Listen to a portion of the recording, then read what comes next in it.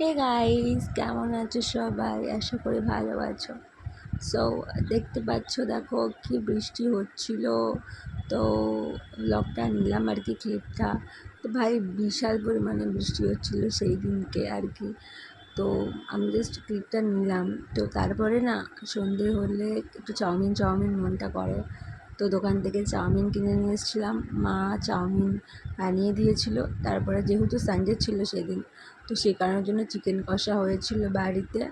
আর এই দেখো, আমাদের একটা কুট্টু পুট্টু একটা কিউটি বিল্লি আছে বাড়িতে, তো ওকে একটু আদর করে জাস্ট ঘুম পাড়াচ্ছিলাম। ও কোলে খুব ঘুমাতে পছন্দ করে।